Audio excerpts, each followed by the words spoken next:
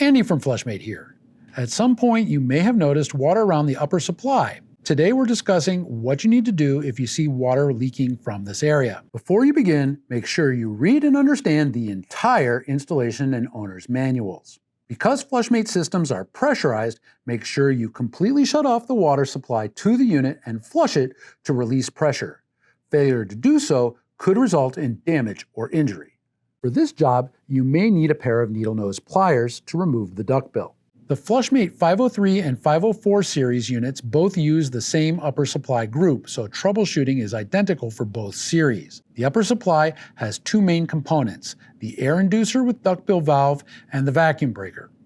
The air inducer with ductbill valve is the smaller of the two caps and points up towards the ceiling. The vacuum breaker points horizontally and is the larger of the two caps. Should you see water leaking from under the air inducer cap, the air inducer cap may need to be tightened. Finger tight is sufficient. Avoid over-tightening the air inducer cap, as this may cause water to leak from the top of the cap. You may see water leaking from a hole in the air inducer cap. If this is the case, the air inducer cap may be on too tight, or the ductbill may need to be replaced. Let's turn the water off and make sure the ductbill is in good condition. Turn the water supply valve clockwise or to the right to turn off the water to the Flushmate. Once the water is turned off, flush the toilet to relieve the pressure inside of the Flushmate. To inspect the ductbill, we need to remove the air inducer cap from the upper supply, turning it counterclockwise until it's removed. With the air inducer cap removed from the upper supply, turn it over so that we can remove the ductbill. If there is no ductbill in the air inducer cap, check the top of the upper supply. If the ductbill is still on the upper supply, you can simply lift it off. You should be able to use your fingertips to remove the ductbill. If not, you can use a tool to remove it from the cap, but be careful not to damage it. The ductbill valve has a round end and a flat end. The flat end of the ductbill valve should be straight across. If the edge is curled, open, or damaged, the ductbill will need to be replaced. Make sure the ductbill is functioning properly by pinching the sides of the flat end. The flat end should open when pinched and close when released. If the ductbill does not open, rinse under cold water and try it again.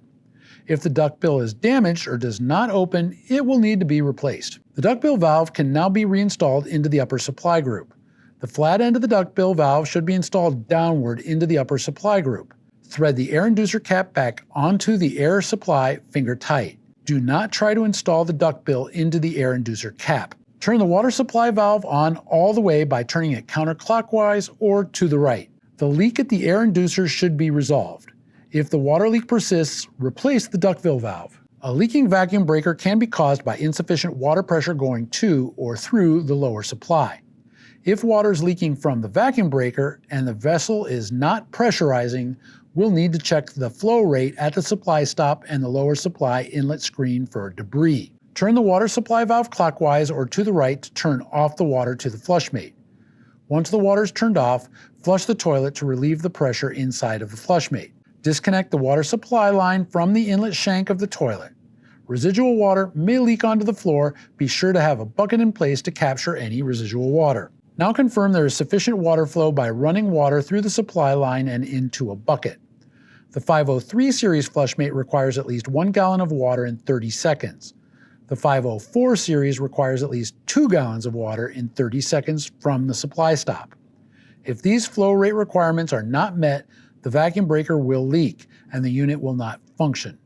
You may have a plugged water supply line or a faulty water supply valve. Check the inlet screen for debris. This can be done visually or by removing the screen from inside of the inlet shank using a paper clip.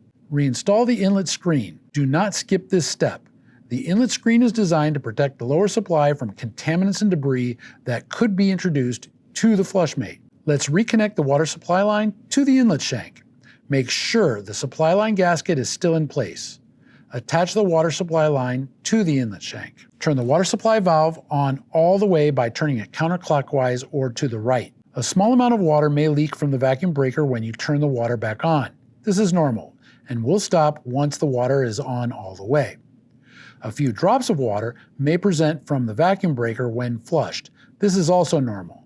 If water continues to leak from the vacuum breaker, you may need to replace the upper supply. You may notice some water around the base of the upper supply.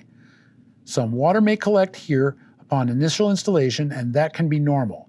If water continues to leak here, try rotating the upper supply clockwise. This should stop the leak. This is a soft compression fitting and not intended to be tight. The last place we may see water is from the hose clamp. If you see water leaking from the hose connection to the upper supply, remove the existing hose clamp and install a new hose clamp. For other Flushmate troubleshooting and how-to videos, visit us at www.flushmate.com/resources. For technical support and resources, you can contact Flushmate using the information below. Thank you.